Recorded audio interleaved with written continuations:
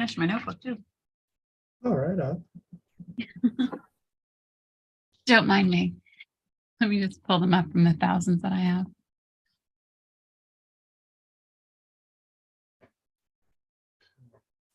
Got that. And there we are, live and large for Triple T number 62 on March 7th, 2023. Yeehaw! My name is TJ Zebel. I like to call myself a professional problem solver. I have a website you could go peruse if you would like. That would be thetswb.com. That's right, the tall, skinny white boy.com. And we're live on Facebook. No, we're not live on Facebook. That would be an incorrect. We are live on YouTube. For those of you on YouTube going, there's more? There could be, but right now there isn't. I want to let you all know that I do offer a free 30-minute consultation. Just go to my website, reach out, we'll set up a time, a date. We can chit chat about whatever you want. If you want some change work done or anything, we can go over what you're looking for. If I am a fit, I will let you know. If I am not, I will also let you know, and I will do my best to find the person that is the best fit for you for the change you're looking for. As always, because we are on YouTube and this recording will be on there as well, do all the famous popular YouTube stuff. Click the subscribe, smash the bell, leave the comments, all the above. Love ya. And on to the next. I got a couple of texts in the last hour. Gonna be a little late. So I guess there we go. There's one of them. So you may have noticed in the chat area, if you have any questions or topics for the second hour, we're going to start this this way now, because y'all are way too polite. You're kind of like the chipmunks on the cartoon. After you. No, please, after you. No, you first. No, you first. Please.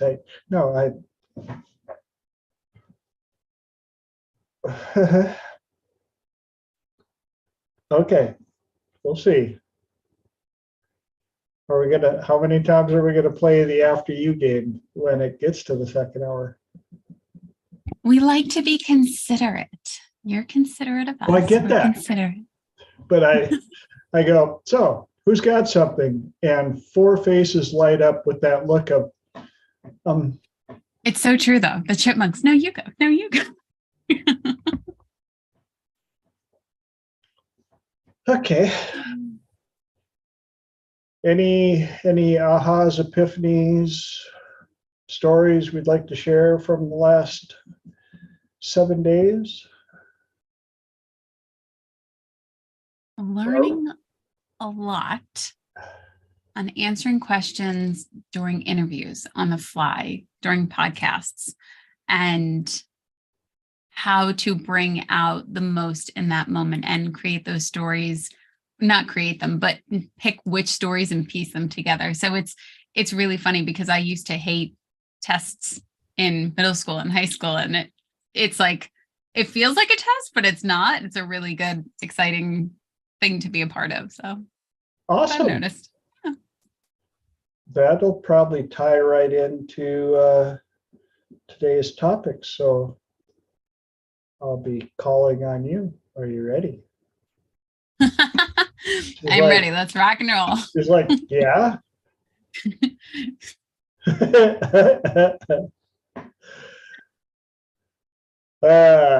And got more people popping in. That's awesome.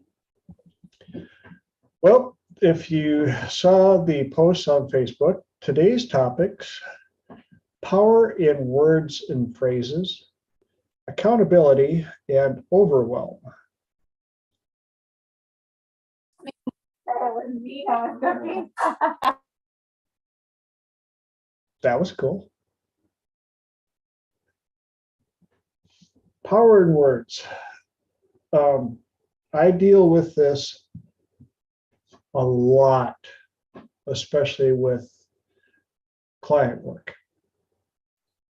A lot of word selection will have more or less, I should say, add or detract power sometimes for the recording of the experience that they went through, that they survived, which I put out there quite often. I will oftentimes have them tell me the exact date and time that they're experiencing right now. And as soon as they do that, I will repeat it. And if you've been around Planet TJ for a while, you'll know this. I'll tell them, yes, like for instance, right now, where I'm at 6:06 p.m. on March 7th, 2023. And the fact that you can hear my voice and we can have this conversation right now means you have survived 100% of everything life has ever thrown at you. There is nothing from your past that you are not stronger than. And those words are picked specifically to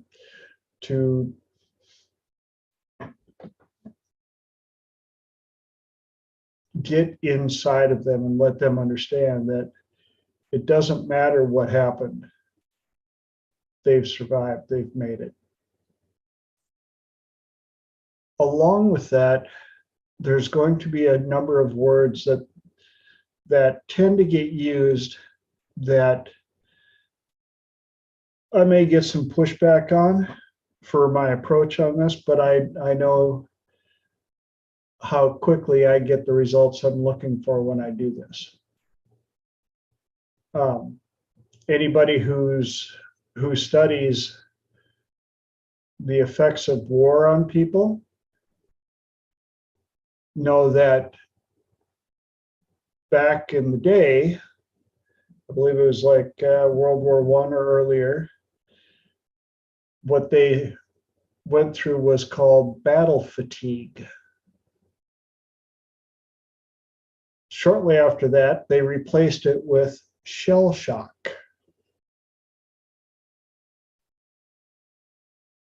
And then we finally got to the point of now where it's post-traumatic stress disorder.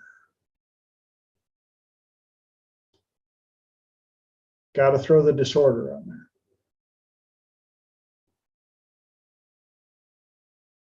And a lot of our grandparents who went through battle, a lot of them never talked about it.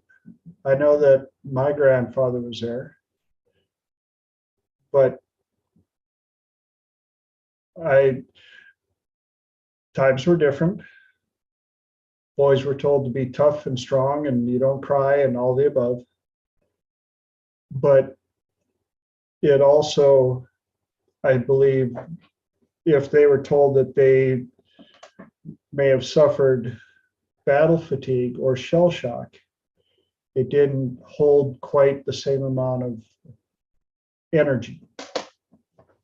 Whether you call that good or bad is debatable. I also know that there's a lot of people that talk about trauma. And trauma is another one of those words that holds a lot of energy, holds a lot of weight. I suffered a trauma. And when you dig into it, you go back and you find out exactly what the trauma is. You can have two people that witnessed the exact same event, and one can't function and the other one can talk about it all day and is like, well, yeah, it happened, I survived. But if you listen to how the two different people tell the story about what happened, the words and phrases that will be used by the two different ones show part of the coping mechanism.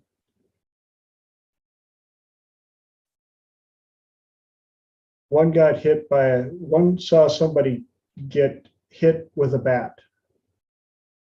The other one saw somebody suffer blunt force trauma. And if you think of the two descriptions, they are both of the exact same event. But which one sounds worse? As kids, how many of us kids got hit with a bat? Whether it was on purpose or not, both could take it and go, I can't function. I received blunt force trauma as a child. You did? What happened? Well, we were at the baseball park playing baseball, and Timmy hit the ball, and then when he threw the bat, it bounced off the ground and hit me in the leg. And that was blunt force trauma because it was done with a bat. Now, I'm not detracting away from some of the horrific things that have been done to people. I've worked with clients that have seen, heard, witnessed, had horrific things done to them. But one of the things that I did to help them was allowed them the ability to reframe, rephrase, choose different words about what happened. And in doing so, the power inside of the recording lowered itself enough to where it was manageable.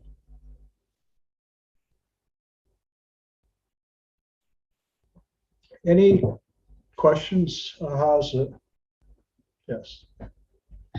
Yeah, questions. No, not me. When you're having them reframe and rephrase the event, are you looking at it as like, what else could it be, or rephrase it as in what else, as in reframing it, what else would you have wanted to happen? What else would you have wanted to see happen? Or taking out the people that weren't there and reframing it that way? Usually, great question. Thank you for that.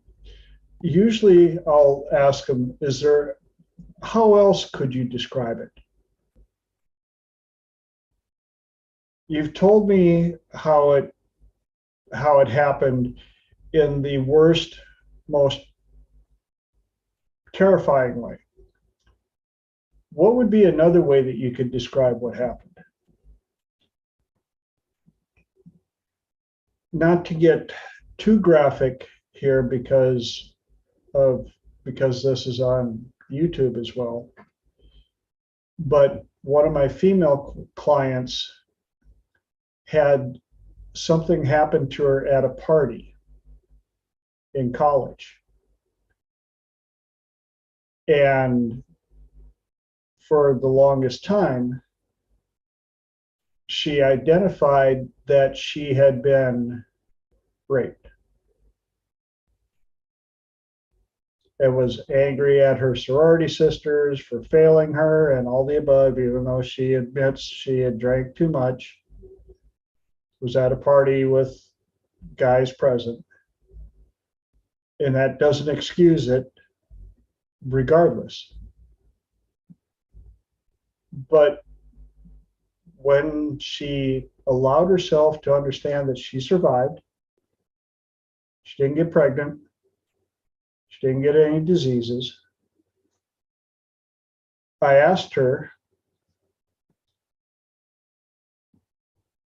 which is a little blunt, if she was a virgin at the time. No. I asked her if she had had consensual sex since then. Of course, she was married and divorced. I asked her if she had had good sex. Yes. I asked her if she had had bad sex consensually. Yes. I said, what would it do for you if you were to change the story that you got drunk and had really poor, I can't use all the words, sex with a schmuck? All of a sudden, the level in the charge went so far down. She was like, oh. And she chose to get rid of the story that had tore her down and made her feel so bad for all the years. Now, again, I'm sure out there's a therapist that is absolutely losing their mind because that is the worst way they've ever heard of doing it.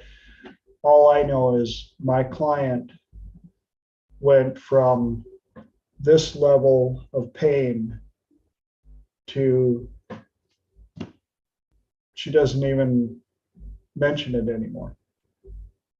Not because she's hiding it. She was like, oh, yeah, that story works a lot better. And so that's where I constantly am listening to how people use words, what phrases they use, what energy they put into them. The other question I like to ask them, if a lot of times they will record certain things that were said to them that were very painful and all the above. And I will simply ask them, if you were walking down a street and a drunk homeless meth head said those exact words to you, how much would it bother you? Would it bother you the same amount? I have yet to have one person tell me yes. So the energy is not in the words, it's in the recording that you made of the words that were said during the event.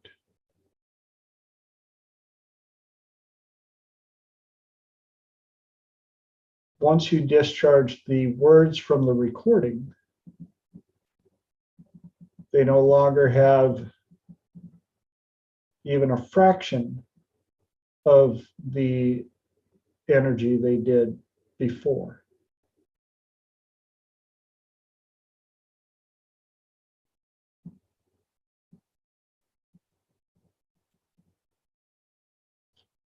Anybody else got any ahas, epiphanies, questions, input on that?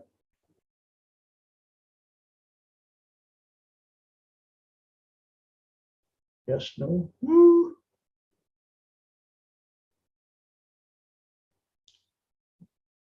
The other thing that I like to do with that is to take those scenarios and have them rewrite them as if they're rewriting an episode for a television show that they starred in. They're the writer, the producer, the editor, the main lead.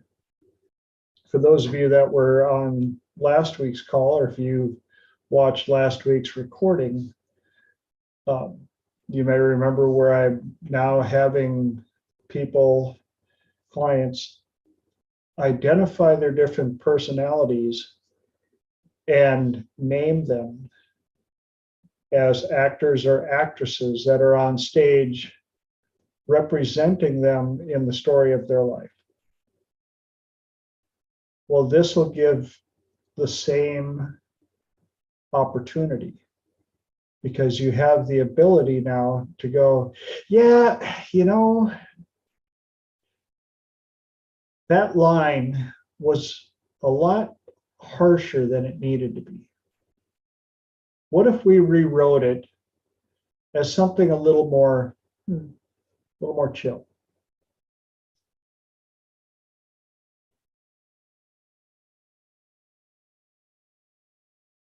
Especially when a lot of these have been mind reads. There's Fran.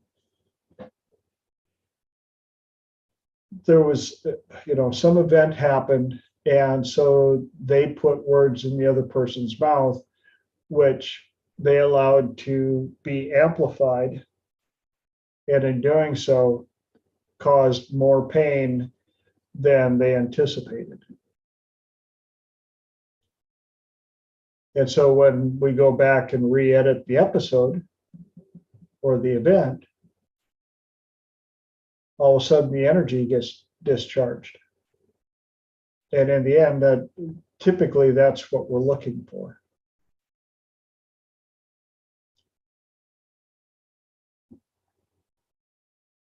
What do you guys think? Yes, no? Uh-huh.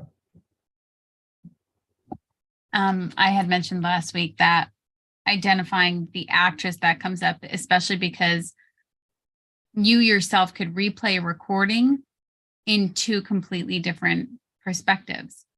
And being able to identify the fact that, okay, well, an hour ago, this didn't bother me. And now I am extremely upset about it. Being able to identify which actress is trying to run the show is truly, truly helpful. And also that you pointed out so powerfully that it's the energy in the words. When you can shift that energy, even if you're just going to play with it, even if you're just going to say, all right, I'm bored, let's look at it like clay and see what perspective I can get from this and shift it this way and shift it that way, it becomes completely different. And you then yourself get that perspective of looking at it versus being in it and identifying with it. And it really changes the intensity of it. Thank you for sharing that. Little squirrel ran up while you were talking about that, and it reminded me that one of the questions that I like to ask people, especially clients, how many different ways can you say the word hello? Is hello an offensive word? Can hello carry strong negative energy? And so I'll ask them, Fran, you want to play along for a quick second? She's like, oh, I'm always game. Good. Do me a favor and say the word hello in as many different ways as you can think of. Hello. Hello. Hello. How many ways can we do it? Come on, other people join in. But did you notice the difference in the feeling of even those three? Yeah, absolutely. I mean, there's some, you can lace it with everything. It's not the words themselves, it's what you put behind them, as with everything. Yes. One of my favorites is when I hit them with my intense hello, which is fine, hello, hello, fine, hello. You got it? Are we happy? Hello. And they're like, whoa, whoa, whoa. I said, well, it's just the word hello. I was just saying hello. I don't know what your problem is.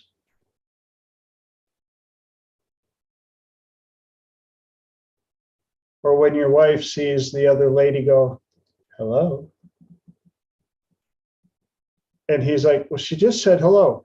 No, I don't think so. She said hello. But did she?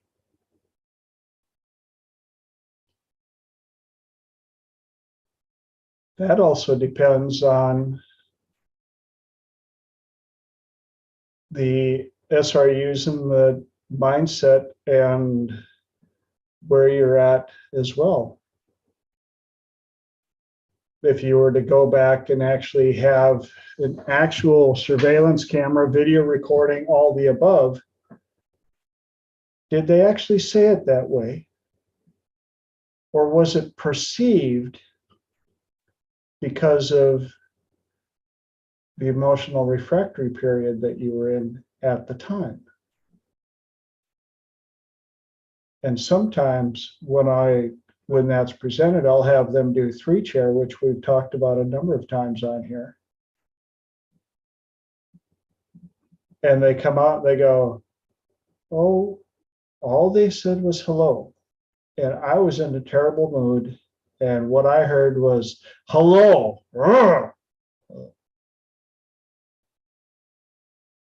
Yeah. That's the power in words and phrases. That's why I hate texting anything other than foo-foo, frou-frou, or information. Like, what address am I going to? That's really decent for text because it is straightforward information. But I think I can safely say a vast majority of us have experienced somebody who has read a text and read it with the incorrect language. The wrong actor or actress read the text for us in their form, and we took the text completely wrong. Right or right? Well, writing is the most clumsy language, but even verbal language is so clumsy. Words do not convey what we mean. And it's so hard to get what's in here to what's in there. And it's partly what I put out, and it's partly the way that the person receives it. So there are so many possibilities for misunderstanding, which is the cause of a lot of my problems in the world. Well, those problems are shrinking now that you're more cognitive of it, I'm gonna say. And I wish Francine was on here, because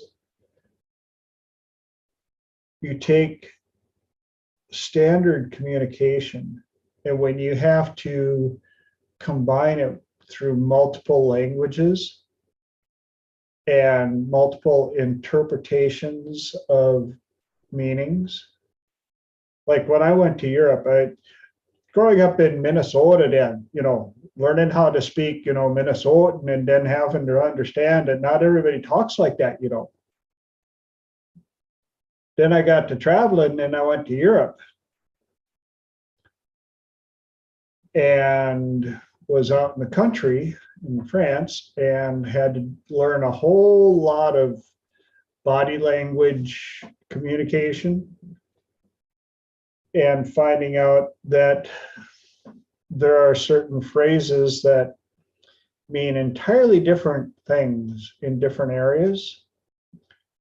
Like I had a recording of one of my favorite radio stations from Phoenix, Arizona, 98 KUPD. And I was playing it, and the guys from France were like, what did he just say? I said, radio station, 98 KUPD.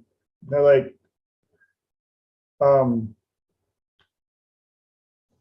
PD is like two guys together. And I was like, what? And then you find out things like the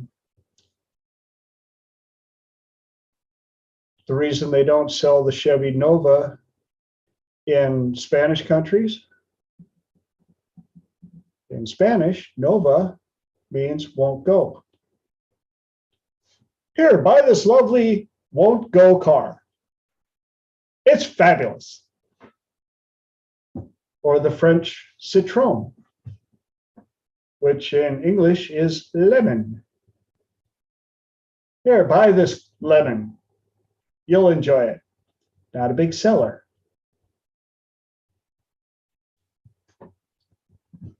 So you take all of that and throw it into the mix of the energy we put into the words.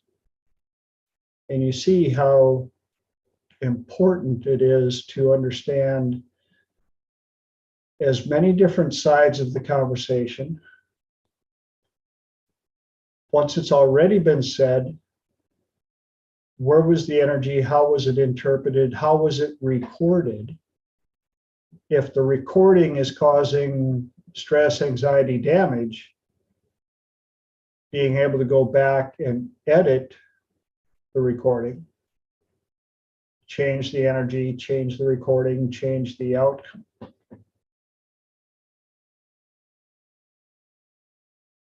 Yeah. I just have to jump in with an inappropriate comment at this stage because that's what I do.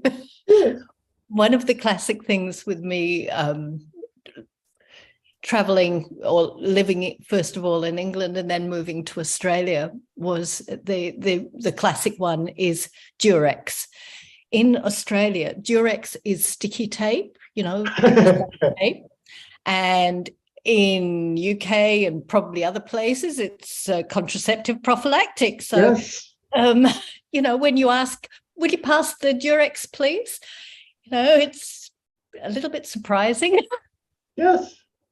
Well, as long as you brought that up, what do they call cigarettes in England? Fags.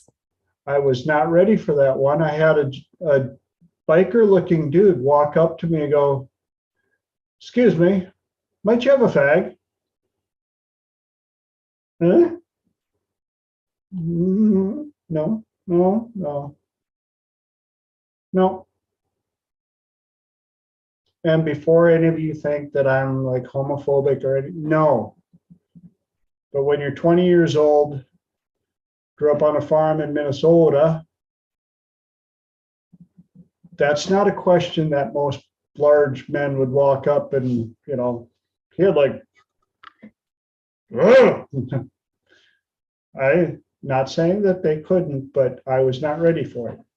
And it took me a while to have someone explain to me he was not asking me for a certain service, he was asking me for a smoke.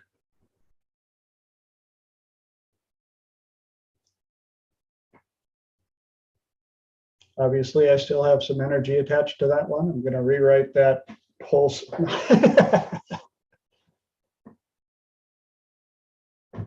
So that was power in words and phrases. Now, with your permission, we'll move on to accountability. Oh, yes, but right after the hand that was raised. Okay, so I have a question. With powers in words and phrases and open for discussion and insight from everybody if possible, what do you do in that moment when those words are coming at you? Pay attention to who's on stage listening. I didn't see that coming. Okay. If you're being offended and you have the wherewithal to understand it, why does it matter? Who is it on stage? Which one of your personalities is having the issue with it? Will it matter in 5 minutes?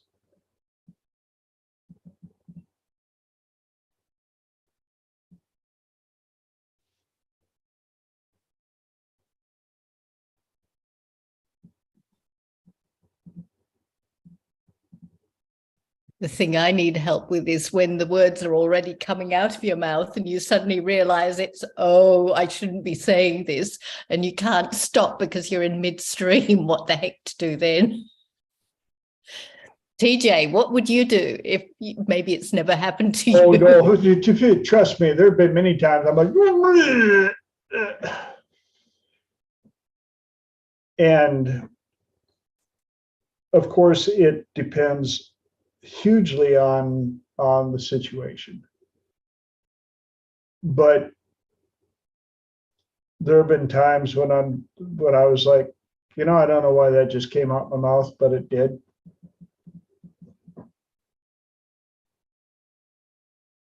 And other times, depending on it, I was like, and there have been times, especially with the type of work that we do, where certain things came out, and as you're watching them float for impact, and inside you're like, ah, and they hit the person, and the person goes, ah, thank you, that's just what I needed to hear. And you're like, you're welcome. Everybody relax. They enjoyed it.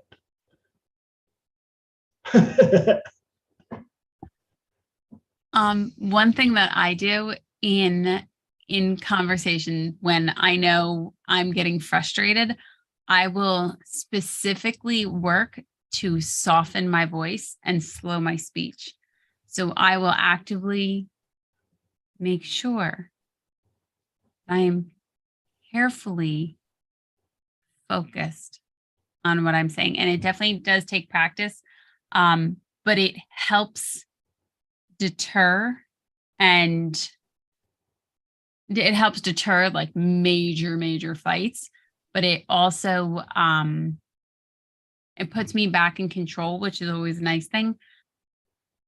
When other people are coming out, I've now practiced so much in being on the other extreme of saying things going, oh, damn, I wish I didn't have to like apologize after a fight or something.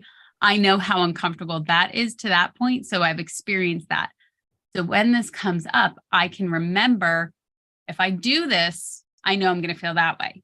So I do this. So that way it puts me, like I said, more back in power. I have difficulty when other people are flying words at me, and I'm doing my best to sift and sort and put them where they need to go. And sometimes some get in, and now he pointed out that I need to change the actress of which one is listening. So that's a whole new thing that I got to practice. But soften your speech and slow it down. It puts it much more at cause and effect. That's so very clever, because it's also auditory marking, and it stops people in their tracks and they actually listen to what you're saying. And it works with kids as well. That, if you're a mother and you or somebody that's looking after them and you're getting quite wound up, if you actually do exactly what you said and stop and slow down, they will stop and listen. And the quieter your voice, the more they'll listen. So yeah, well done you. That's brilliant. I've written it down. And don't be afraid of the pause. Too many people are afraid of the silence when talking. And it took me a while to get used to it and not use fillers.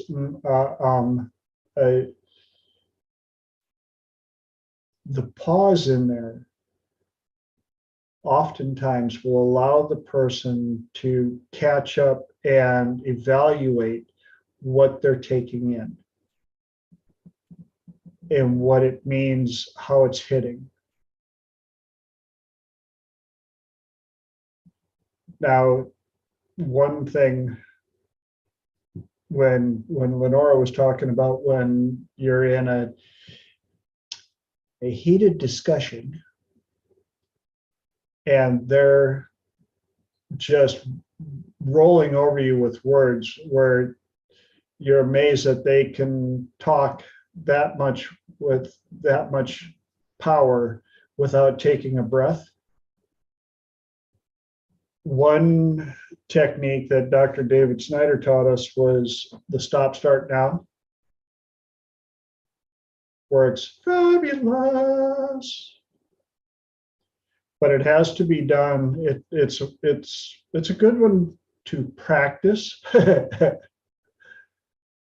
What it is when you notice that they've built up a good amount of steam and they are steamrolling and they are full on, you know, that emotions have taken over. Checked out, venting. At some point, you sternly and loudly stop. Start listening to, and then you roll down your energy and voice, and you tell them what you want them to do, finished with the word now.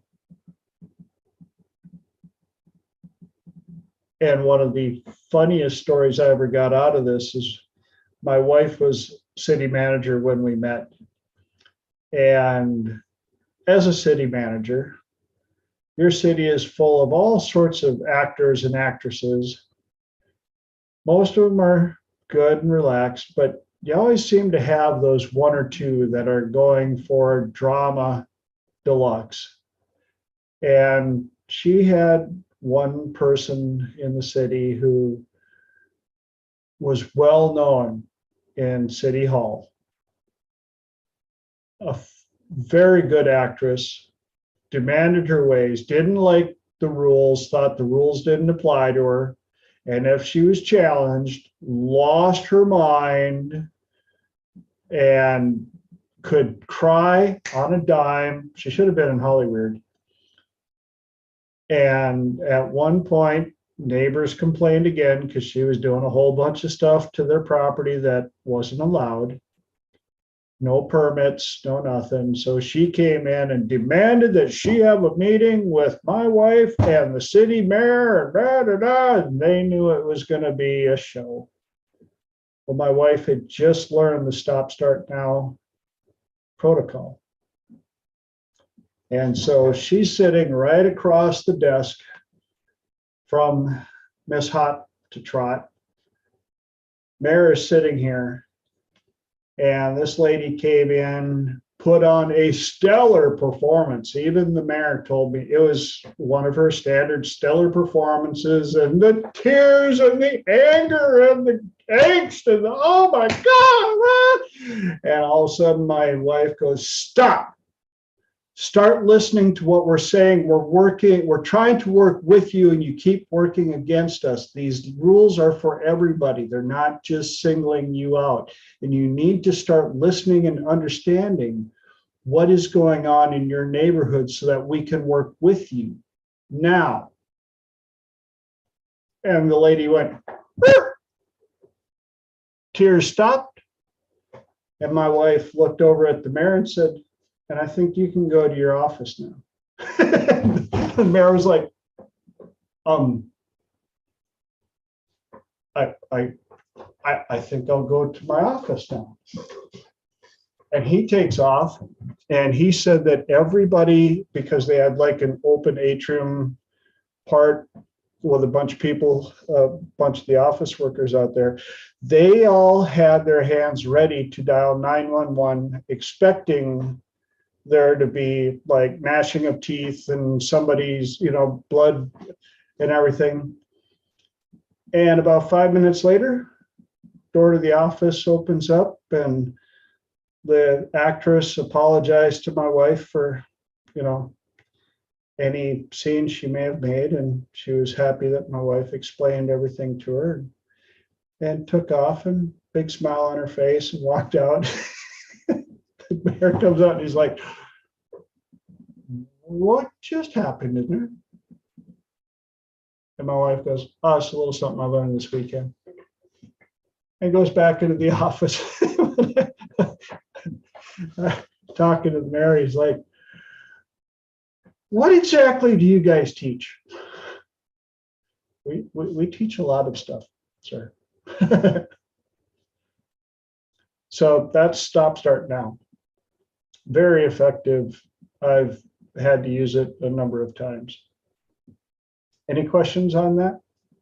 Because usually when we teach it, we have to do the 3x3 protocol, so you own it. But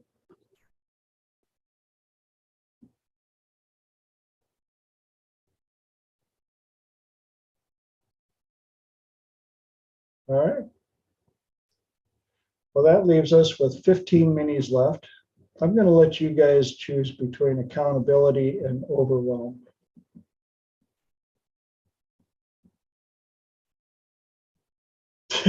Did I just see both would be fine?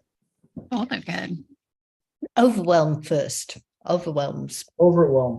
be something that I come up against.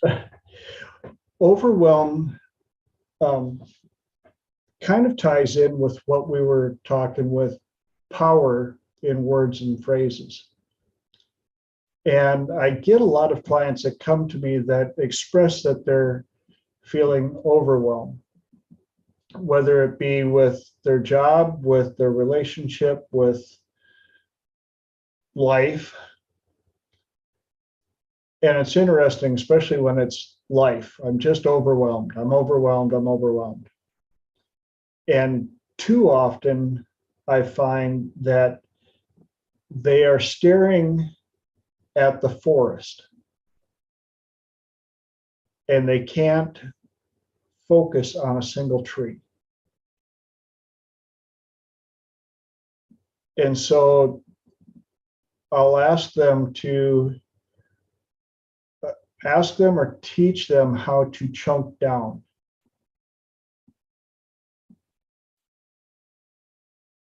Divide your life into different parts, whether it be home and work, or homework and play, homework and bills, whatever it is.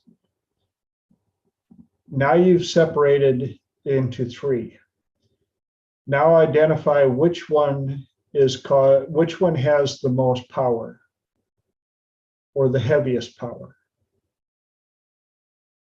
Which one is most urgent? Well, they're all the most urgent. Well, no, that's not how the most thing works. At some point, one of them is going to be much more important than the other. Well, not even much more. Even if it's just a fraction more, we'll start there. If it's work,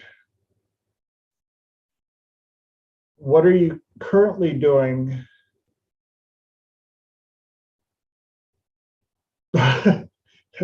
Thanks, Elijah. Elijah posted. I know one can be overwhelmed and one could also be underwhelmed. But can you ever just be whelmed? Well, there you have it. I guess I was just whelmed.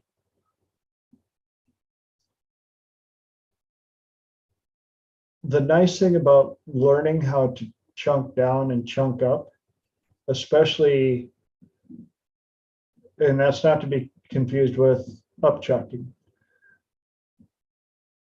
So, gotcha.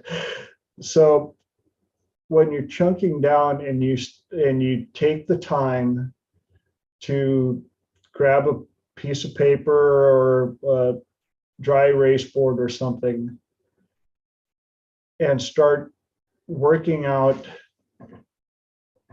what is it, what's in there, what needs to be done. And trust me, I need to do this myself. That's part of why this got brought up. I have about 5 different projects that are at the almost completion stage. But because they're almost at the completion stage, I find myself wasting so much time bouncing around like a pinball, going, oh, I should do, oh, but then I got to do what, but there's that. And I got to get into, and if I would simply stop and take a few minutes to write down each one of those little items, that had completely grabbed my attention for a split second and focus on one at a time, in the amount of time that I wasted bouncing around like a pinball, I could have gotten over half of them completed instead of running over and touching them for a short minute and then being distracted to another one. Now, when it comes to overwhelming feelings, that to me is more internal volume and energy level. And you get to go in and evaluate who's controlling the volume, what kind of energy is inside of it, and why does it matter?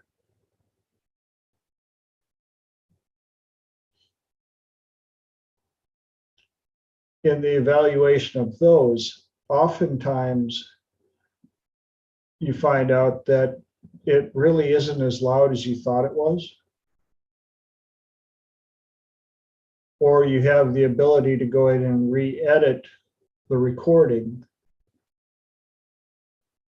and lower the energy considerably so that it's not overwhelming. That makes sense? Anybody got any questions or input on that?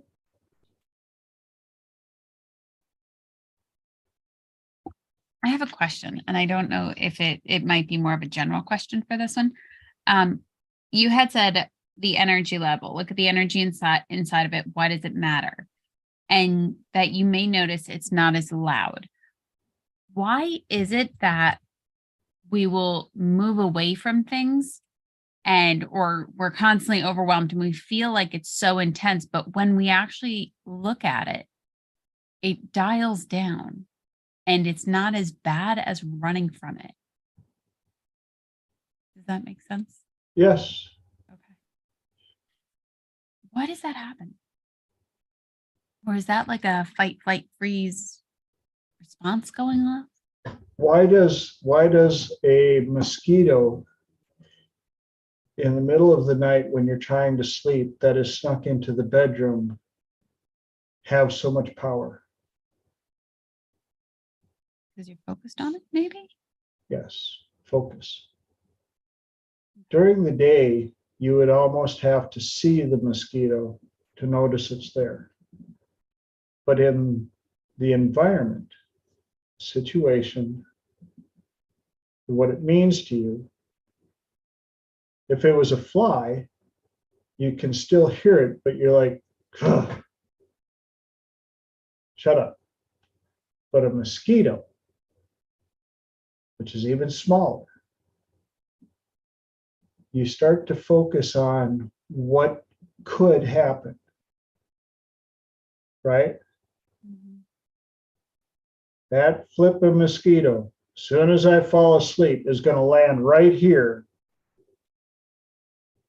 and have a feast for an hour, and I'm going to wake up with a welt about this big on my forehead.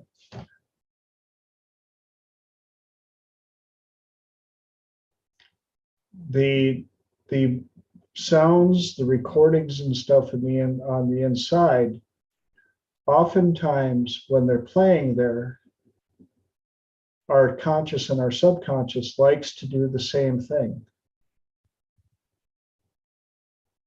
It'll replay what was said over and over and over. Or how many of us have rehearsed all of the lines we wish we could have said, should have said, could have said, man, if I'd have just said. And I wish I could remember who to give the credit to, but the quote was, it's like rehearsing the lines for a play over and over and over that you will never star in.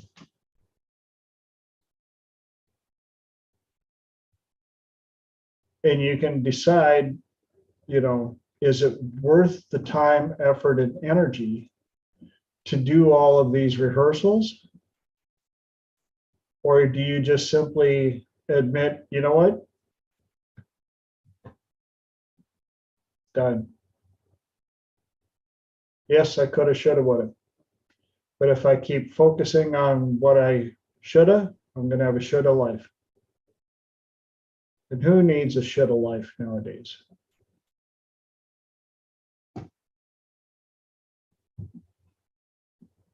And that gives us 5 minis left.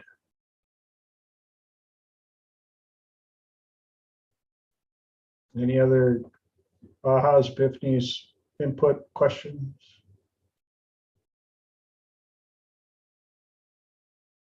Is this helpful? Very much so. I was trying to think the other topic that you had mentioned. Accountability. Accountability.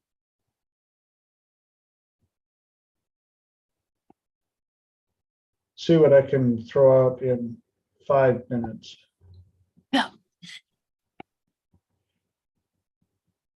Question first, is it just me, or have we noticed a drop in accountability in replies, correspondence, work, performance, things of that nature? This topic wasn't so much just for our own accountability, which it is. We as agents of change, as Dr. David likes to call it, have a certain accountability that we should hold ourselves to. But how many of us have had somebody agree to get back to you by Thursday? Except apparently they forgot to tell you which Thursday or what year Thursday they were going to pick to get back to you at. My wife is dealing with this horrendously at this moment with both of the companies she's working for. And I brought this topic up because I half jokingly, but half seriously told her one of the things that she should do. Start trying to get a hold of the people. If they say that they're going to get back to you on Thursday, contact them Friday. Are you okay? Is everything all right? I'm concerned because you told me that you would be getting back to me by Thursday. And I know it's not like you to say things you don't mean. So is everything okay? Sounds a little overboard. But at some point, I believe we have to throw up some type of message that when you tell me that you're going to do this by this date, I will take you seriously.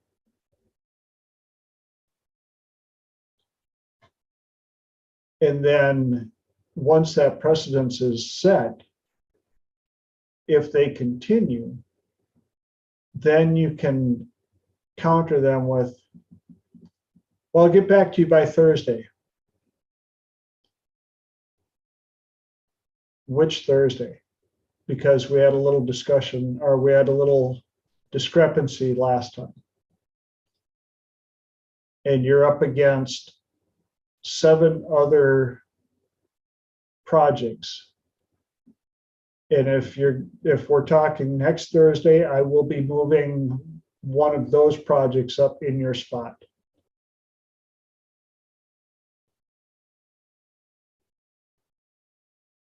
And she was like, "Ooh." Kind of like back to the play on powered words and phrases.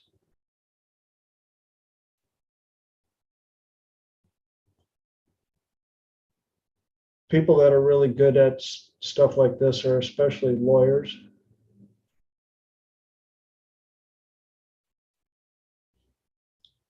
Because it's kind of a reframe. When you gave me your word on this, I took it as you meant it as your word.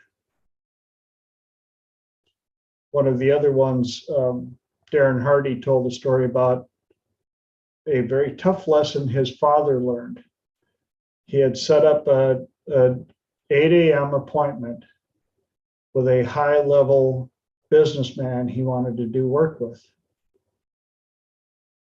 Darren showed up at the office 20 minutes to get things open, get ready for the day and start the coffee and everything. And the gentleman was already there. We're like, oh, you're early. Yep. 8 a.m. came. And the guy goes, well, your father's not here. Tell him to get a hold of me. And Darren was like, he said he was so shocked. He was like, but it's only 8 o'clock. He's probably just like in traffic or something. And the gentleman said, my time is very valuable. If your father can't value it as much as I do, we'll have to reconvene or set up another appointment. I have a lot of things I need to do. And out the door he went before 8:01. Darren said his father showed up at 8:05. And Darren said, Mr. So-and-so was here. He goes, where'd he go? Well, he said you were late, so he left. Well, I was only 5 minutes late. Late is late is late. Kind of like left side of bang.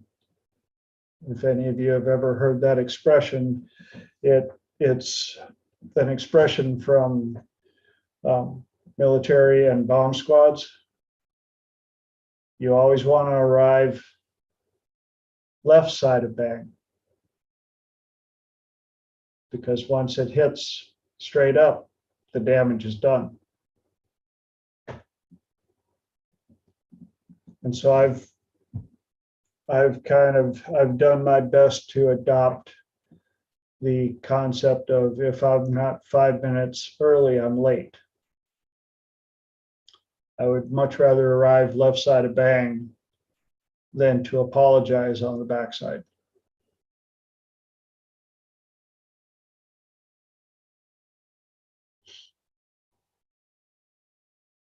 And that brings us to 2 minis after the first hour. Any comments, epiphanies, questions on what we just crammed in 7 minutes? I have a question, and definitely open to a community. When it comes to accountability, so let's say, then this is my personal struggle. Let's say you have a client and they're supposed to pay you, and they don't pay you, and you give them the benefit of the doubt that they will get back to you, and time has now passed to the point that you were sure they were going to pay you. They absolutely know that they owe you, but now so much time has passed that do you say anything? But here's my other struggle, because then I also think the universe has got it. I'm not even going to worry about it. So which way do you go? Not all at once. Having been caught by that a couple of times myself, I actually ask for money up front. Okay. And before I do the appointment, and Okay. and if the appointment doesn't go to plan or takes longer or less time, I will either credit them or invoice them more. But I take money before I see them. I've been caught too many times, and relying on other people's honesty and integrity, it just leaves a bad feeling in my mouth, and I won't work with them again. Okay. Thank you. Which is fair enough. They didn't pay me last time. I feel like getting my witchy sticks out and doing a hex for them, but I don't. We reserve those for other people. Well, it's fun to think of. The concept of a delicious revenge in your own mind is kind of cool, I think.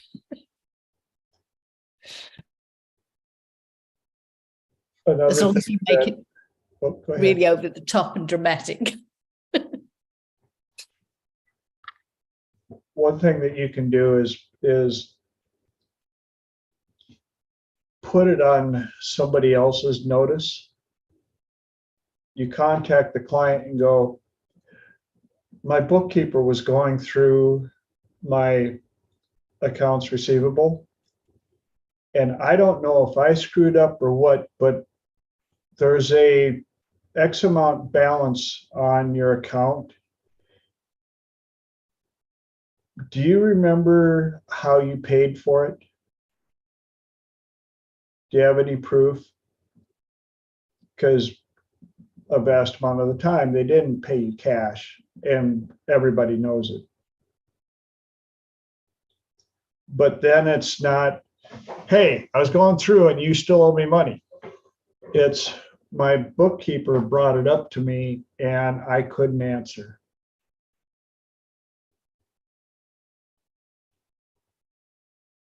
And I'm not saying that, if you tried to swindle me that you would, become impotent, but I'm not suggesting that at all. Sometimes it seems to me that the person, after they've had the consult, that they then think, oh, I don't think it was really worth that much. And they kind of justify it to themselves in their own mind.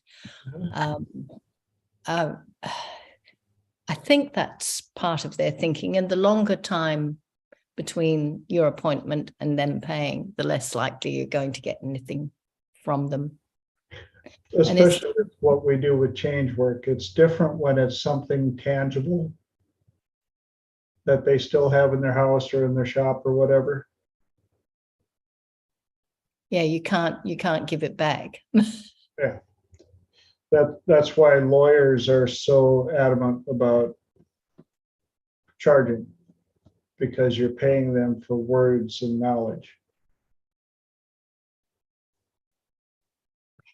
Yeah, it is the words and knowledge, and they don't understand how much we have invested our time and our money in our skills. And it's something you can't actually show them unless you've got lots of bits of paper on the wall, but then, how are they going to relate to that? Yeah. And I often say wallpaper doesn't mean you know anything if you can't do anything with the knowledge. I've met some people that have all sorts of wallpaper and they've got the common sense God gave a corn cob.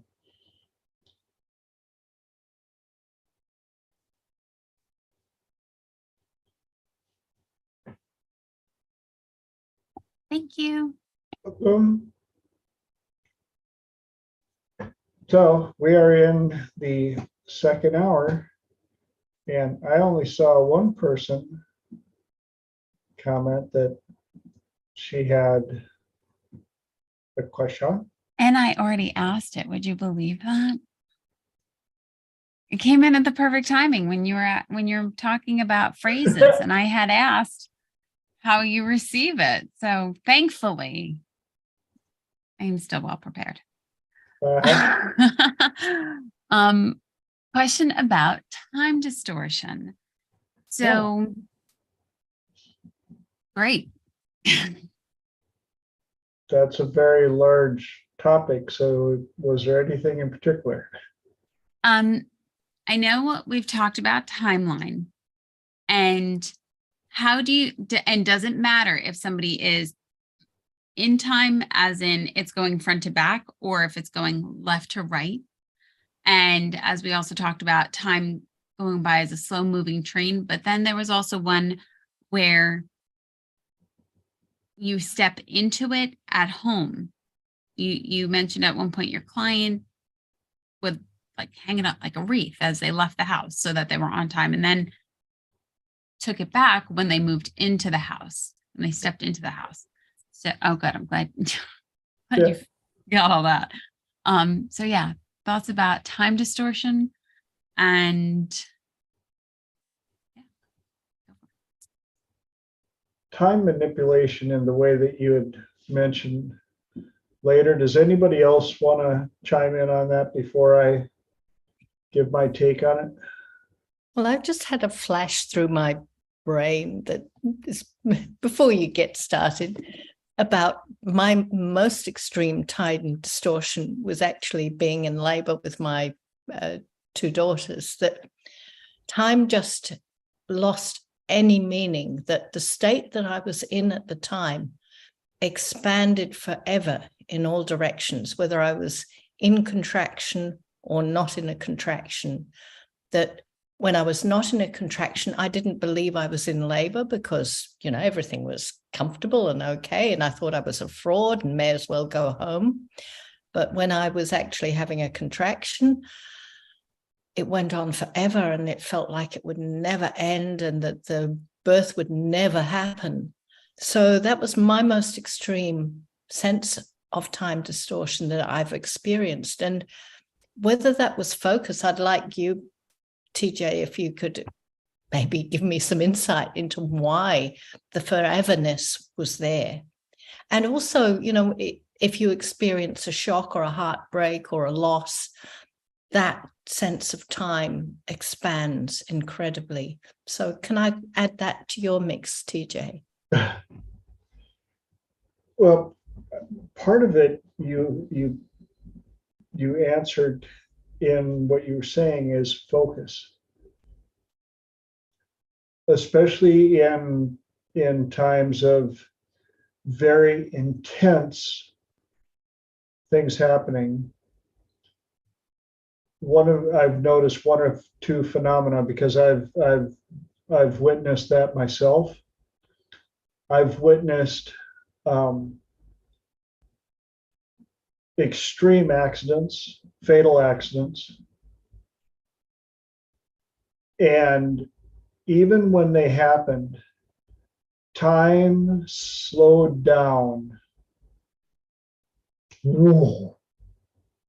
Just, you watch it in the movies and they play it the way I remembered it right there. And then all of a sudden, you're back into the time now and people are screaming and everything's going on. And then you have to adjust and get to it. But the other part is how long time drags out when you seem to be focused on loss. When you're waiting, you know, the phrase, a watched pot will never boil, until you turn your head for just a split second, all of a sudden, now it's boiling over. I think that's the same deal of focus of attention. Does that answer it? Sort of. Yeah, but how can you actually utilize this stuff and make it work for you so that you can enjoy this expanded time, so that you can work for you instead of against you? Because it's pure hell when you're stuck in the middle of something horrible and it extends. But how can we make that work for us, or use that level of focus to expand time when we want to have fun and enjoy it and make it last? With that one, I'm going to refer over to what Lenora was talking about, where the different styles of timeline manipulation, when you get really good at it and practiced at it, there's orientation. I will have people go into light trance and basically picture time as I've often used the metaphor of a slow-moving train. At some point, most people have witnessed, whether on television or live, seeing the train going by and the little spaces in between, and click, click, click, click, click. And you can either be beside the tracks, watching the time go by in front of you. And you can look down the train. One way is the events that are coming towards you as you're looking at the future. Or you can look at the cars that have already passed that are carrying all of the memories, the experiences, all the things that happened to you in each one of those time slots. I utilize that a lot for change work because it allows the client to look to the future and move forward and inject different things that they need into time that is approaching them. The other style is the client will rise up, swing over, and land down holographically where the train is going right through their chest, right through their heart, and you're experiencing every single minute, every second as it is happening to you. The only drawback is when you are in time like that, it's really easy to lose track of time because you don't really see the partitions. You know, it's like if you see the helicopter view of a train track or the action movies where they're on top of a train and they're looking down. Yep, go ahead. Is that the same as flow? Because when you're in a flow state, there is no time and you're totally immersed in it, or is it different to that? No, you are right in time. This is why most people that are in time people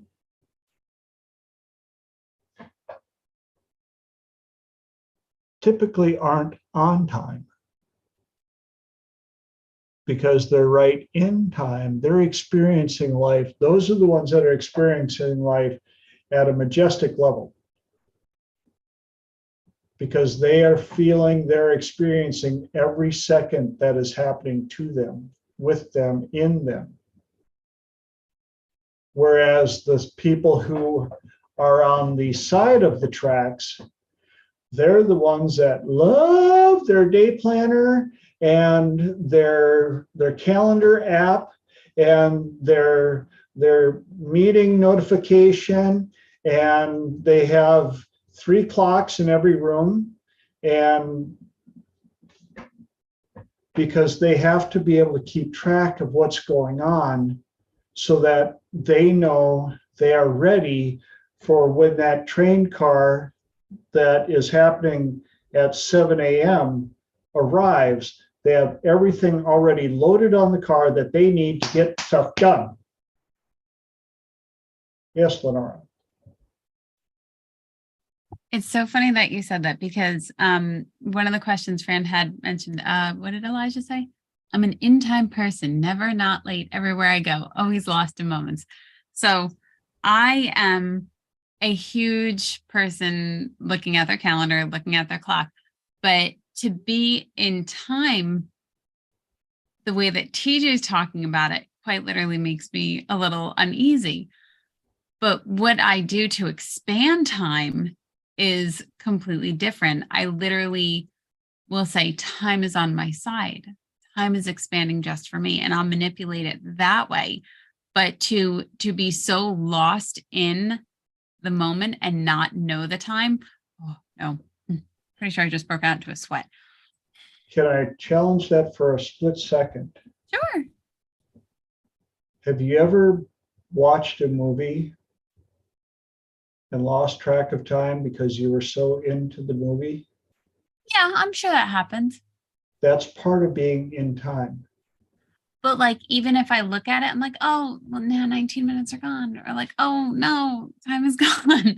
So I really have to focus on being present.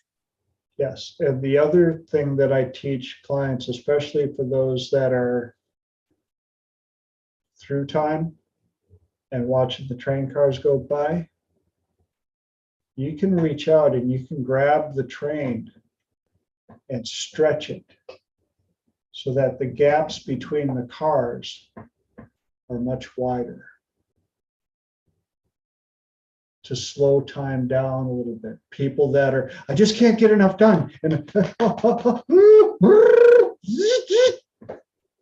you take them and you allow them to stretch it out so that they can see, I have this block of time to get things done that I thought was this big is now this big.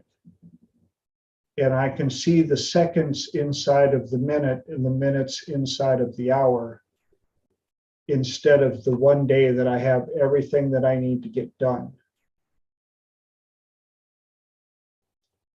And I will have my clients play with all of the different settings. Now, those are just two of the ones that we teach. The other one that I like to do, especially for those that have gone through very intense, very heavy situations, I will have them reach out and take both ends of their timeline and scrunch their entire timeline down to the width of their shoulders.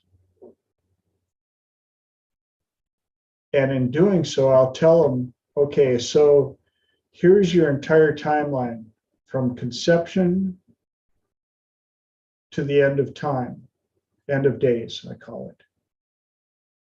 Now, I've got one for, well, I'll do that in just a bit. I'll tell them, now, can you see where that event that's been bothering you so much is on your timeline? They'll be like, well, I said, is it even a glimpse of a, like, is it the end of the sharpest pinhead that you've seen on your timeline? Well, I said, kind of puts it into perspective, doesn't it? Look how far you've made it from conception and how far you have left till end of days. And you've been letting this one event that you can't hardly, you only know about approximately where it happened, but it doesn't even show up on your timeline. And it really puts things into perspective. The other thing that I'll do is for parents that are having challenges with their children,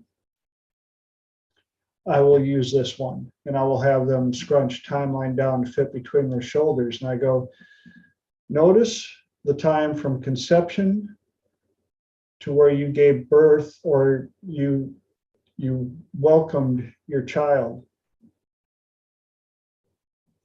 Now look at how much time you have left before your child leaves the house out of your entire lifetime.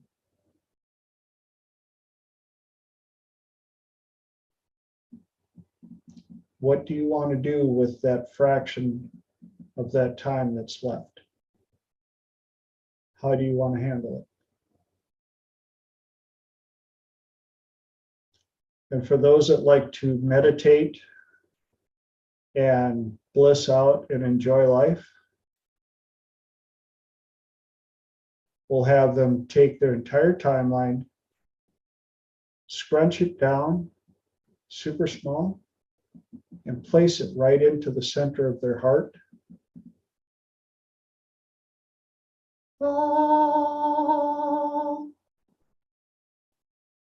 And if you want to enjoy a sunset with somebody special, teach them how to do this as well. And both of you take your entire timeline and squeeze it down and set it into your hearts and hold hands and watch the sun go down.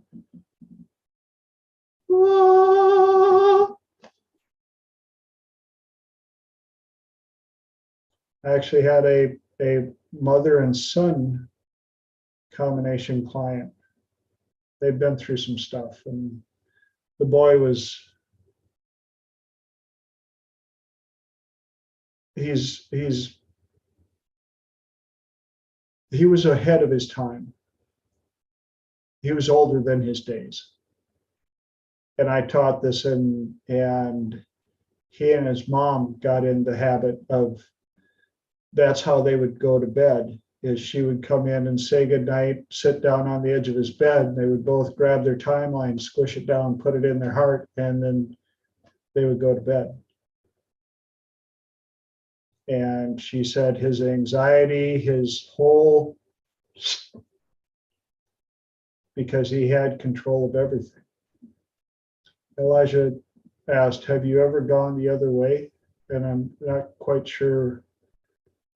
So instead of scrunching down the entire timeline, have you ever expand it out and stretch it out and expand it out while you yourself are constantly zooming into the part that's being expanded? And so you get to a point when you expand it and it can no longer be expanded anymore, that you're in this now that lasts forever and you become ever present. It's so phenomenal. Well, there's another one for us to try.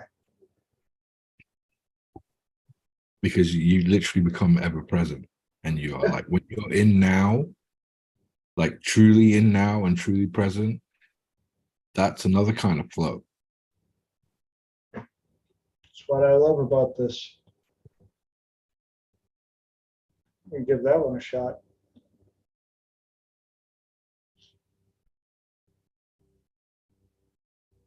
Any other comments, epiphanies, questions, ahas about what we just talked about?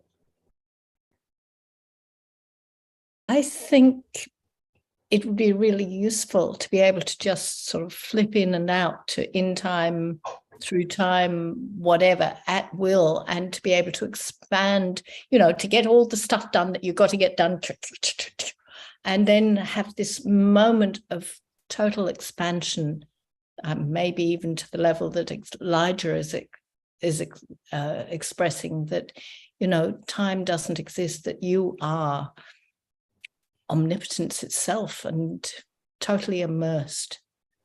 Thank you so much for bringing that up. That was actually where I had forgotten that the part that Lenora had brought up is, I know a couple of people who, because of their high intensity work, have learned how to do this, and they have basically created almost like a different hat.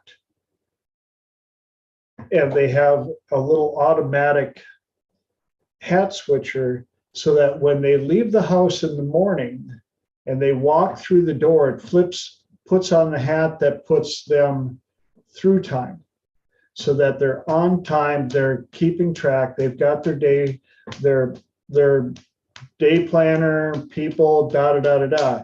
When they come back home and they walk back in through the door, it flips them, and now they are in time because they're with their family. The day planner gets shut. The watch gets taken off and set by the door. They don't want to be constructed that rigidly when they're spending that little bit of time that they have with their kids at home. Yep, Fran. Can you influence somebody else's timeline by manipulating your own timeline? Well, I think if people, especially when you know how to flip it like that, like the mother-son people that I was working with, they got really good at it. They knew that, like, he knew how, when he went to school. I think what I'm trying to express is, if I put myself in a flow state, especially maybe in an artistic environment or meditative environment, if I change my time, is it going to affect the people around me? Can I make it affect the people around me? Anybody want to comment on that? Can you make it affect the people around you? For me, I find that I can, because I'm changing my perceptual filters. So they're actively shifting because of my energy, but also I'm noticing them shifting and I can then play more into it. So it helps me because I'm being more at cause in that way, or I'm not noticing them doing whatever they're doing. So for me, I find that to be yes. Beautiful. And Elijah, I'd be really interested in your cut on that. Have you got anything to add? Ironically, it probably would take some time for them to adjust to the way you've adjusted. It depends obviously on like how strong your intent is. If all of you is aligned with your outcome, physiologically, energetically, emotionally, like if you're fully aligned all in one direction to an outcome and you have rapport, it's going to be exponentially faster. But obviously you can do it with less rapport, but it just becomes more difficult. Not difficult, but it takes longer, but if your body, your breathing, your emotions, your intention, your energy is all aligned with a single outcome, and then you have like your words on top of that with the suggestions, then yes, you can. But it requires a significant amount of focus on your part. Thanks. And I was going to say the same, rapport and projection. Yeah, I agree with Elijah. One of the big things is that your state control is everything, but by the same token, you can't. It's really hard to influence how things are occurring to somebody else unless you are actually shifting and moving them into that direction.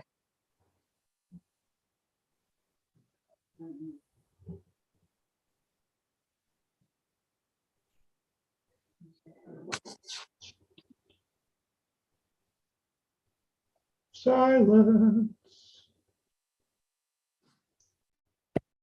The more you believe, sorry, Fran, just real quick. Sorry, I was just The pointing more out. you believe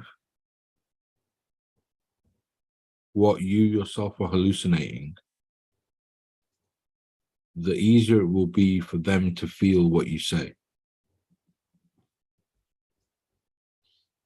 Right? Well said.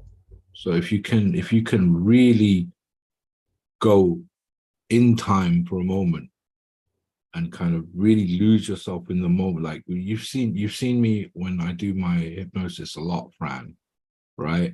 I lose myself in the moment, right? I have no idea what word's going to come next. Sometimes I'll randomly play a piece of music in the background while I'm talking, or sometimes I'll whisper and do my suggestions, and it's none of it is premeditated.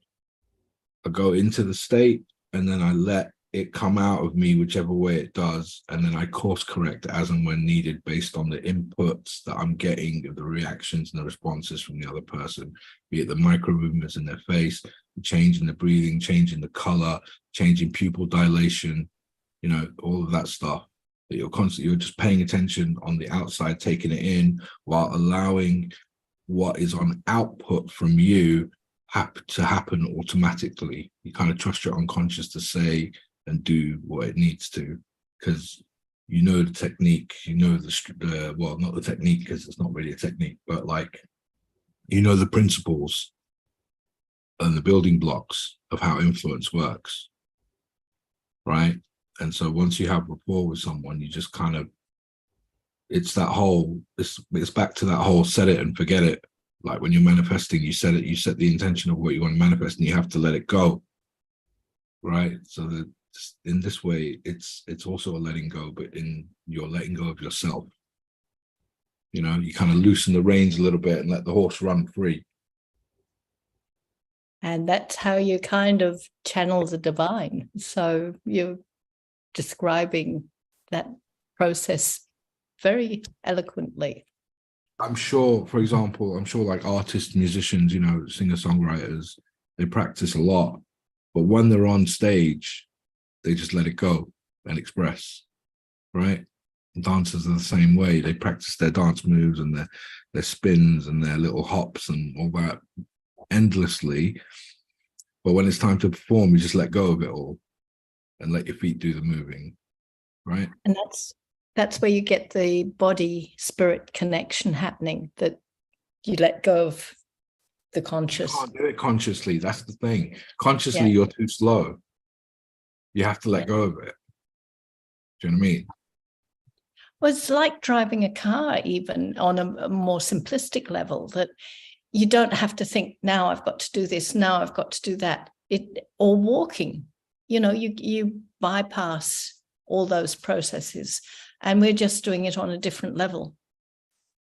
Right. And if you ever want to retrain it, then what you do is you bring it out of unconscious competence into consciousness, and then set it back on autopilot once you got it the way you want. So for example, an exercise I often give people is I ask them to stand up, and they stand up, and then I ask them to sit down again, and they sit down with a confused look on their face, like, why did he ask me to stand up? He's going to ask me to sit back down.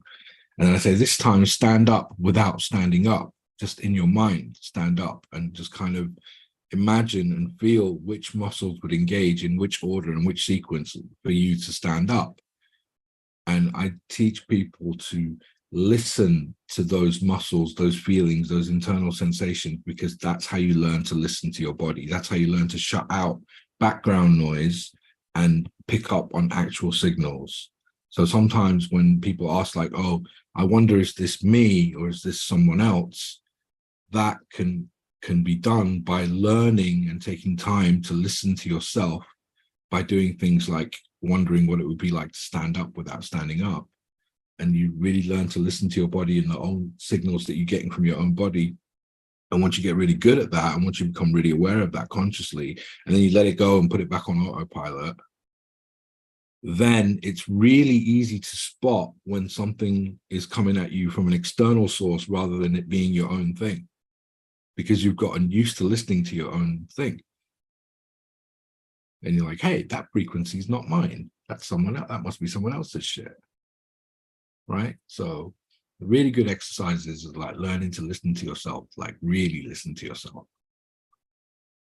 That's fabulous. And I mean, that's so pertinent with sports training as well, that, you know, consciously becoming aware of what you're doing and even the corrections of what you're doing, and then practicing that in your mind. And even going back to the labor scene way back, I had a book that actually trained you to do exactly that, you know, to actually physically work your muscles through a series of relaxation exercises.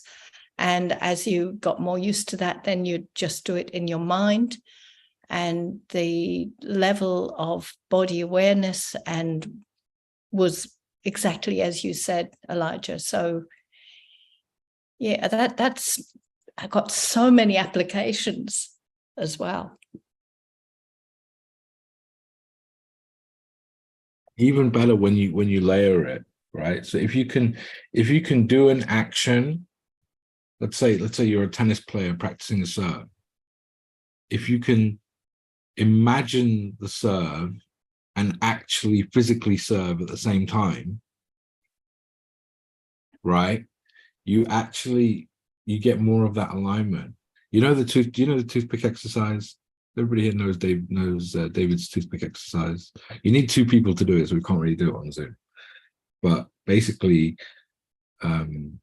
well, you can't really do it because you need two people. So next time I see you, we'll do the toothpick exercise. But basically, the idea is to have whatever you're physically doing be supported by whatever you're mentally doing. And then again, it comes back to that thing I was saying about having all of you in alignment with a single outcome. It makes the push, the strength of your suggestion that much stronger. Right? That's brilliant. Thank you.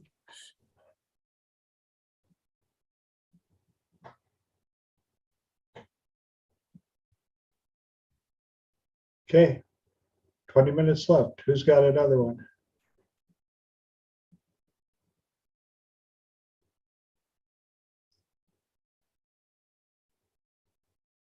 I did have a little squirrel run across the road when Elijah was explaining all of that. And that was simply making sure that you haven't caught somebody else's energy. In fact, just today, my second client, when we got on the call, said that they had a headache. The very first thing I asked him was it your headache or is it somebody else's, kind of like an energy spider web you walked through and it got stuck on you? And she thought about it for a second. Lo and behold, it wasn't her headache. I asked her what color the energy was. They told me. Ran a different energy through to dissolve it. And just like that, that annoying headache magically disappeared because it wasn't theirs. So if you pick up somebody else's headache, does it get rid of the headache for the other person or not? Well, I'm going to be a little selfish and say there's a possibility, but as long as you get rid of yours. It depends. It depends on what the other person's paying attention to. Yep.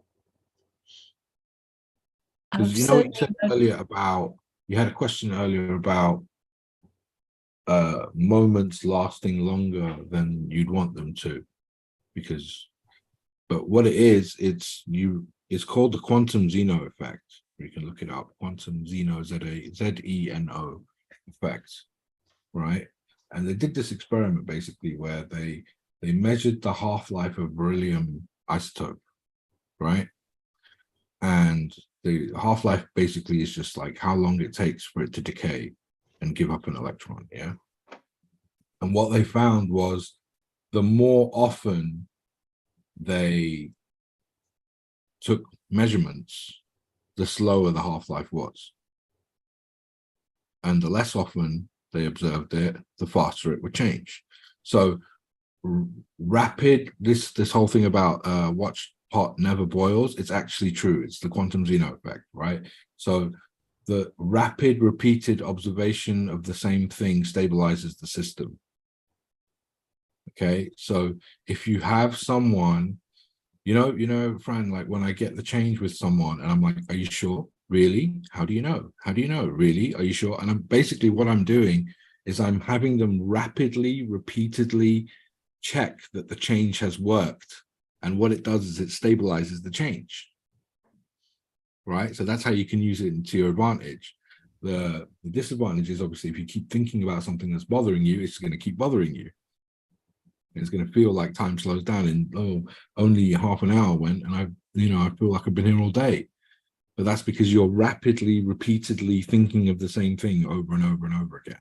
But what you need to do is shift your attention, like truly shift your attention. And you would ask one of those questions that we talked about in some of the classes, like what's anything else that I'm not noticing that I could be right now? Or if you're in a certain rep system, you would switch to another rep system. So let's say you're visualizing something, and you keep seeing this horrible memory, then you would be like, okay, well, what's something that I'm not hearing that I can now? And once your attention shifts from visual into auditory, then you're like, okay, well, what's some of the feelings that I'm feeling that I wasn't aware of, but I can be now? And you're shifting then to kinesthetic. And so by moving away from the rep system and into a different sense, you help to divert the attention away. And the longer that the attention gets diverted away, the quicker your unconscious mind will come in the background when you're not paying attention and say, hey, we don't need this bad feeling. Let's get rid of it while she's not paying attention. As long as you pay attention to it, the unconscious mind won't get rid of it, because you're the captain of the ship and they're the crew, and they think like, hey, if the captain, if Fran is constantly thinking about this thing, it must be important, therefore I'm not going to get rid of it, because the unconscious mind thinks in very simplistic terms. So how does that relate to fractionation? Because it's sort of like fractionation. Exactly. So every time you go back to it, you remember it more. It hurts deeper. That's a fractionation, right? So in the same way, every time you come away from it, you'll get further away.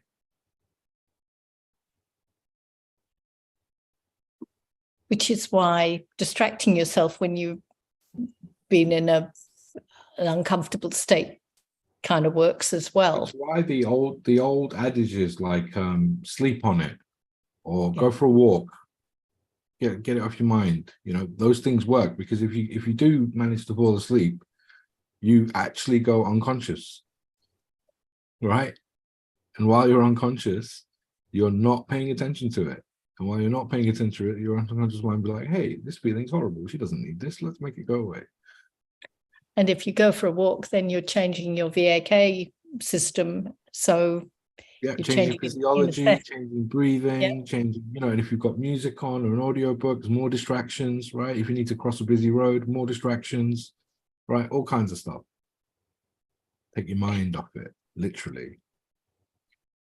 Just jumping the conversation slightly, one thing I've noticed, especially in supermarkets or when I'm walking by people that are in an agitated state, I quite often find myself picking up some of their energy, and I have to actively do something about it. What's your way of clearing your energy if you pick up something from somebody else, if that happens to you? First of all, is prevention is the first thing, right? So I create a construct. I have a construct in place that burns up that stuff before it can penetrate me. You've heard about my sun shield, right? I have my sun shield. So I have basically, you know, in the sunshine, I charge like a solar panel. I have this thin, microscopic, teeny tiny layer that surrounds my body all around. And it is as hot as the surface of the sun and burns up any and all negativity before it can penetrate me, right? If somehow something does get past that, then my go-to move is grey room, because it just works. I've done it so many times on so many different people that I can just think the words grey room and my body kind of does it internally in about a few seconds, because I've run that many people through the process. And all sorts of variations as well. I also like to hear the sound of a toilet flush. That's a really good one. I have an app on my phone where you shake the phone and it makes the sound of toilet flush, right? So I just kind of shake the phone, I hear a toilet flush and like, oh, that shit's gone. So it's just kind of just association. It's like real life associations that you can bring to the situation to help. Whatever anchors you already have, take advantage of them, use them. You don't need to install new anchors, use the existing ones. Yeah, it's just I quite often get caught when I forget to shield myself when I'm out and about and in a rush. So that's all happens good. To everyone, you know. Yeah, happens to everyone. But it's good. You notice it. Half the people you meet won't even notice it until 2, 3, 4 weeks later, and then they'll have like a little meltdown, and they won't know why. So you're ahead of the game. I did have one that I didn't notice for about 3 days, and that wasn't good. All of a sudden I realized this isn't how I think. And then I was able to clear it up. But, they're kind of sneaky, and unless you're aware of your awareness, I sometimes don't notice them. That's why when I'm talking with my clients, and some of them have never heard of any of these concepts before, you have to remind them that we are a full-on antenna for energy. And you don't know what's going on with the people around you. All of a sudden you're having a great day, and then and you don't realize that your neighbor just found out that their best friend passed away or something. Well, that's where you ask yourself, is this my energy, or is it, again, I like to use, is it like an energy spider web that you just walk through? Sometimes I like to explain this to people like germs. You pick up germs every day and you wash your hands to keep yourself more healthy. And energy is kind of the same way as a biological breathing in or touching, that you have to be prepared to clean, wash your energetic hands or clean your energetic body, because it's just all around you. It's just like microbes on surfaces. No different. It's not a big deal. It just needs your awareness to remember to do your mental hygiene as well as your washing hands. And another little squirrel just ran across the deal with the protocol where I have everybody, name their personalities and, who's been on stage, who's in control and stuff. You could also go, who's this actress? Who's this actor? Why are they not, they don't belong on stage. You don't get stage time. I don't know who you are. Write them off the script.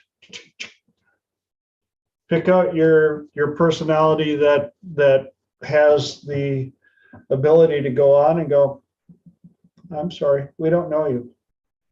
You leave now.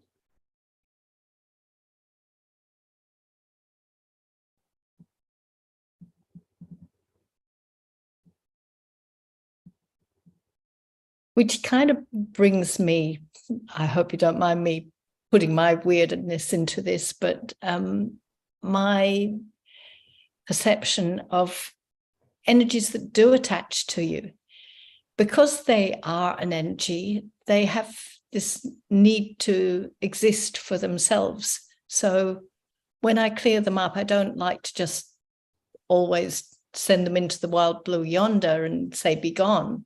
I actually like to send them to a place where they will be happy. And it seems that energy is then much happier to leave my body.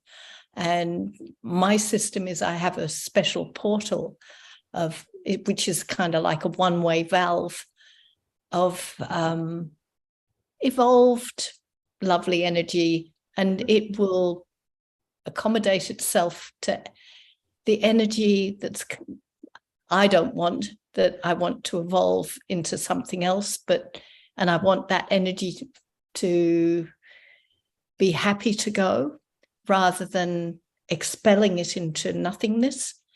Okay, well, if you're the director, if you're the writer and the director and the editor, then maybe you could go, oh, I'm sorry, wrong stage. You're actually, you're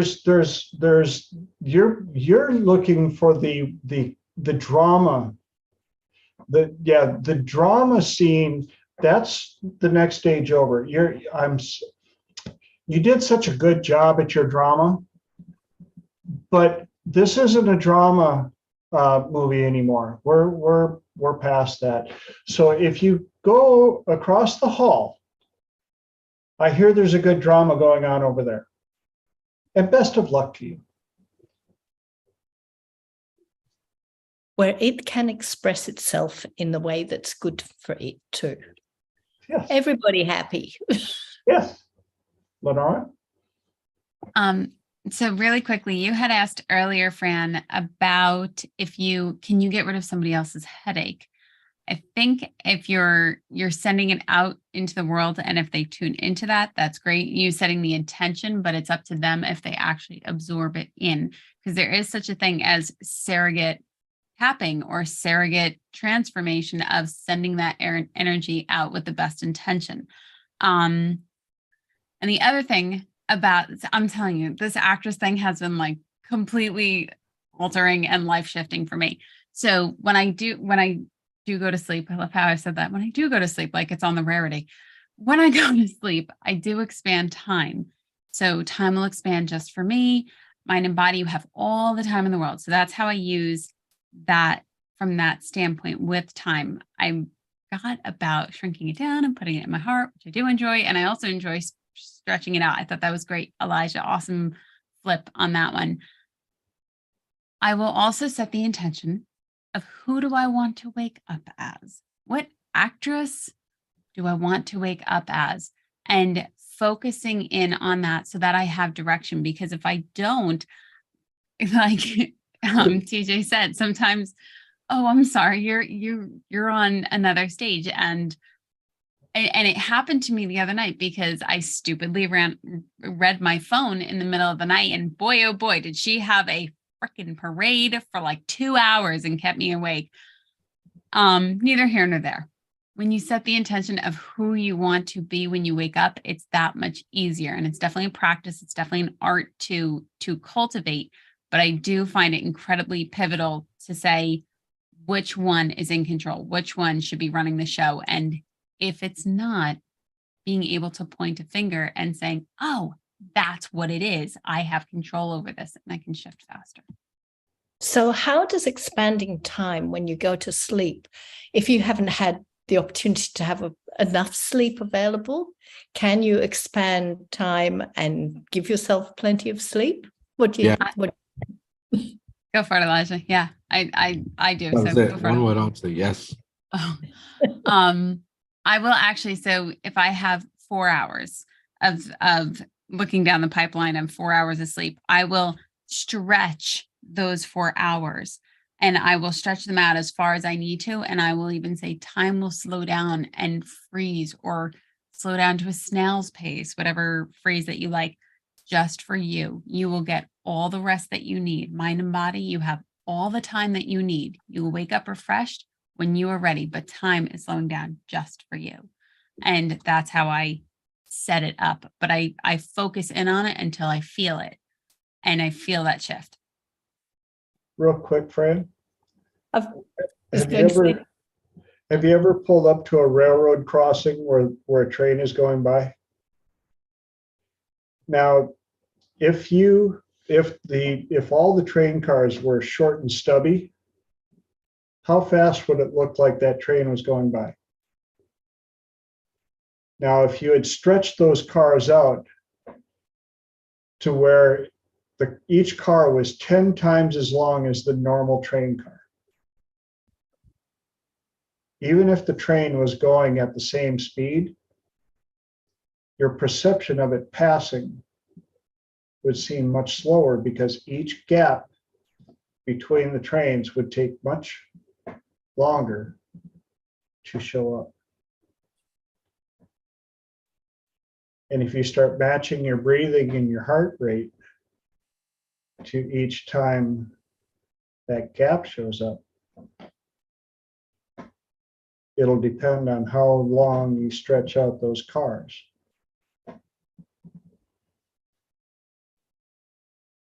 Is it possible to run it backwards? That's regression, isn't it? So do you use this regression too?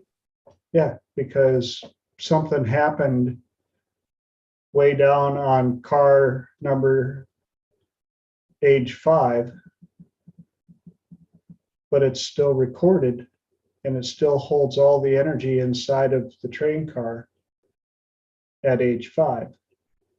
And so we get to jump up and run down there and go, how can we fix this load? And you fix it. And Linda has her hand up. Okay, I'm a little confused. What I understand in some cases, the purpose of expanding or contracting a timeline, and that is to achieve a certain outcome. Is that correct? Yes and no. Okay. Great 'cause- answer.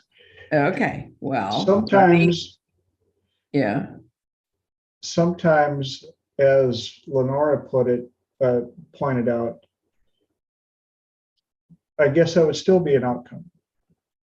If you're slowing it down for the enjoyment or lengthening of your experience, such as that would be a manipulation for an outcome, I guess. okay, so here's my question. Why not just set the intention for the outcome? Like, for instance, if your sleep time is short, then as you go to sleep, you set the attention and you say, when I wake on time, I am going to be deeply refreshed, very relaxed, and feel as if I have had 8 to 10 hours worth of sleep. So why? It just seems. For me, it's extra. What's extra, Lenora? Adding that, like for me, I will wake up this way, absolutely setting the intention completely for the way that my brain operates Yeah, and likes to have something else to grasp onto. It's right. extra, literally. Like I'm hands down, I probably am doing more work, but it just is more satisfying for me. And my brain is like, I have more control It just works better. for me. Different Yeah, ways. yeah, got it. Okay, got it. Yeah. And of course, we got rolling into it, and time just flew by because now it's 2 minutes after the second hour. And it's amazing. Yes, time fluctuates like crazy in these 2 hours.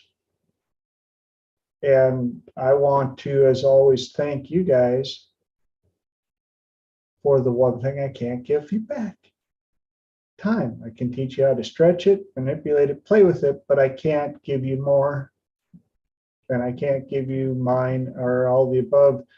As an addition, I can only offer up my presence in this time slot. And I thank you guys for taking your precious commodity and sharing it here. Yes, time did fly. And what a representation as we're talking about how time manipulation works. Here we are, 2 hours later, in the blink of an eye. And out of respect for making sure that I respect everybody on the recordings and those of you watching live on YouTube and all the above,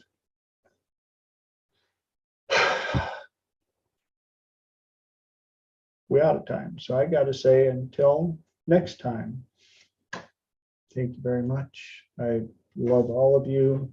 Hearts, booms, click the subscribe, click the bell, share this with others. Please put some comments down below. Your epiphanies, your favorite part of what you learned on this one, all the above. And go out in the world and be nice to each other. Thanks, Mo. Good night, everybody. Thanks, TJ. Yep. Bye. Thanks, TJ. Thanks, everyone. You're very welcome. Most enlightening.